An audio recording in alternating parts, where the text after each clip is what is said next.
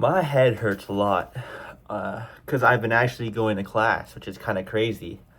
Um, had a 9 a.m. today, had an 8 a.m. yesterday, have an 8 a.m. tomorrow. Oh my gosh. It's back. School's back. But you know what isn't stopping? No, wait, hold on. It's finally back. But you know what's not stopping? Me wasting my time reading manga and playing Geometry Dash for some reason. Yeah. Um, but I just finished Absolute Regression last night. And I see the hype. I did say I was gonna read some rom coms, and then I saw online, or I looked at my list and I was like, well, there's Absolute Regression that I haven't read. It's Merman. Some people say that it's one of the best manhwas of the year the last year, 2025, and so I checked it out. It was good. I enjoyed it thoroughly. It's not S tier. I'll get that off first. But it is somewhere in the middle of A tier, maybe argue a higher A tier. I still think that Absolute Dominion, in my opinion, was a little more enjoyable to read. But comparisons to Thief of Joy, you got like two like delicious hamburgers. So what if one's like, slightly worse than the other? They're both really good. But let's talk about what I enjoyed especially of it. First of all, I'm a very big proponent of when there's a regression or transmigration that you actually explain how that happens, or reincarnation. How does that happen? Like one of them, Omniscient Reader is a very obvious example. The story is all like woven together. It's very thought out. If you look at 1B, which is Eugen Yuk, he is a regressor because of what 1C wrote him to be. And 1C wrote him to be because of what Hansun Young lived through and Shiru, and it all works together. Now that's, a very extreme example of just really good writing.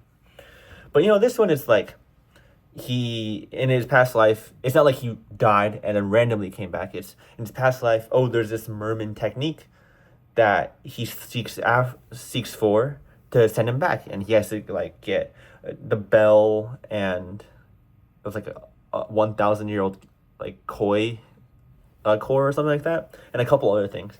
And then it's it hasn't really explained that much about it. But you see like some higher being, and he judges you, and like, there's like 5 tests, and 4 of those are getting the items, and the last one is forgiving someone who just tried to take away all your hard work. And like, boom, like that's enough background information for me to be like, okay, yeah, the author has truly thought about how this world is starting. And some manhwas, maybe like their light novels have gotten there, but I prefer it when you realize towards the beginning why this regression happens, because it kind of sets a stage of like, okay, we cleared out all that backstory, now we can just move forward. And there's also like the complexity of like 150 chapters deep, and then you start uncovering the past. But I mean, like, any manhwa that's done that, I can't even think of any. And if they did, then I'd assume the execution wasn't that good. Another example, Reincarnation of Suicidal Battle God Doombreaker. It's 2 names.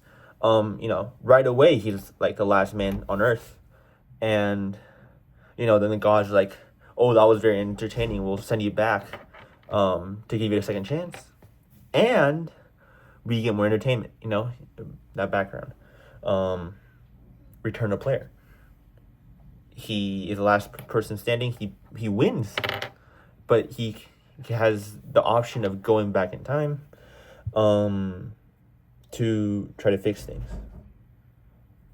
which is like that's good enough world building to the point where you don't need anything else. But let's continue on to the story. The main plot revolves around the main character. I forget the name already. These manhwa names I can't remember.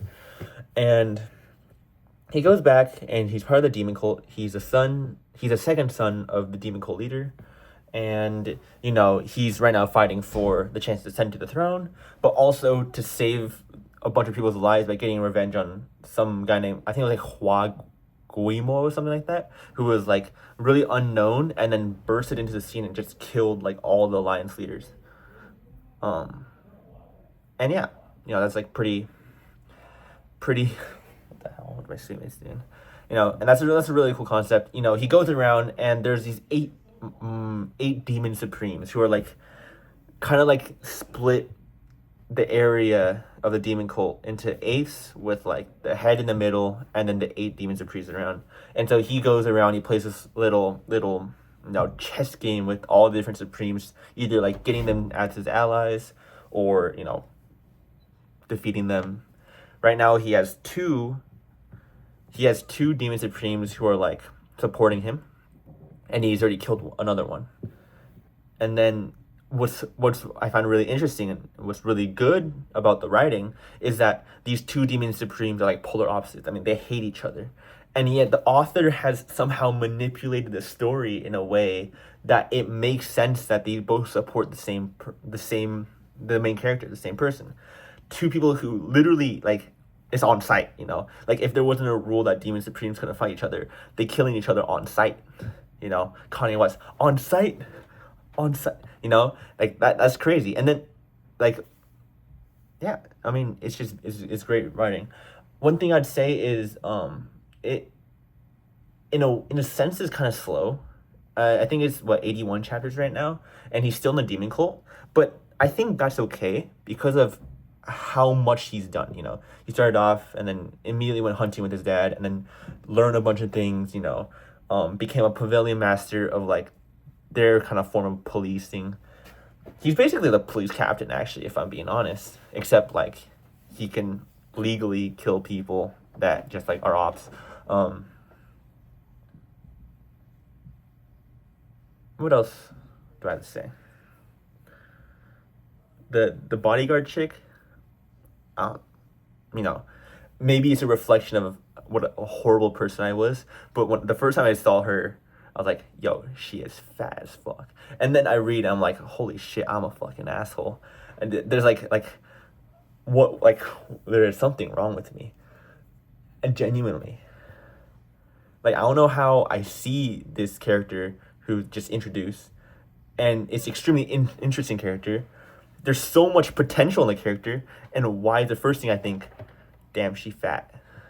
And you know what? And I read it and I was like, okay, because one of the biggest defining features of a manga is the art, right? And character design is one of them.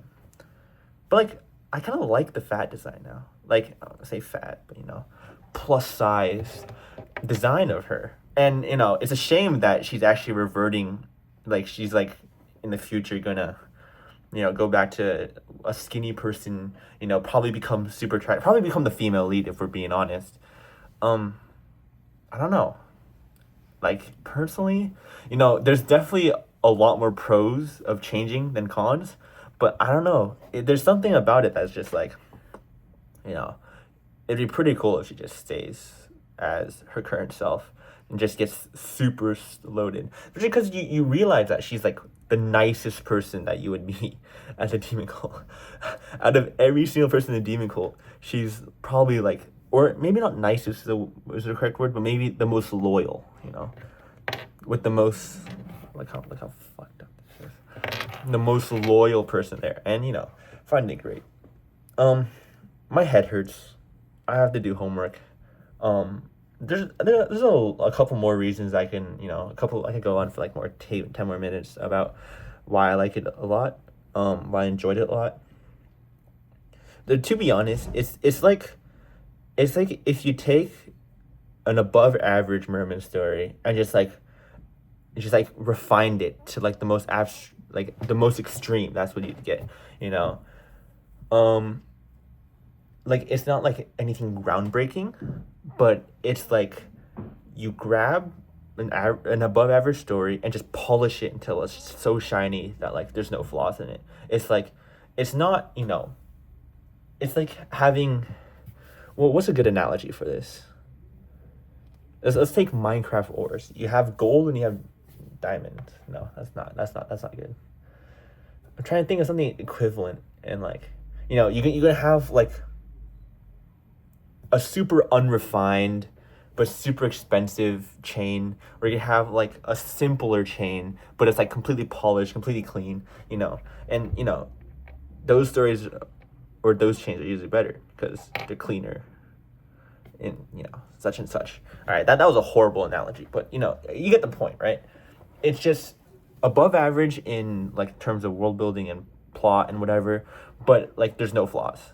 Like it's not revolutionary, but not every manhwa is like, probably only like 10 revolutionary manhwas, and solo leveling is one of them. That tells you something. But yeah, also very excited to see what's gonna come.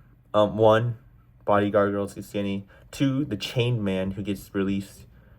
And the conflict with all the other supreme demons, and such. Also, older brother has yet to appear in the story. That I'm very interested on. But yeah, recommend. Very enjoyable. And now I'd probably, I might not just even do homework. I might just sleep. My head hurts. I have to wake up early tomorrow to get to my 8. But that's beside the point. Thanks for watching this. That's about it.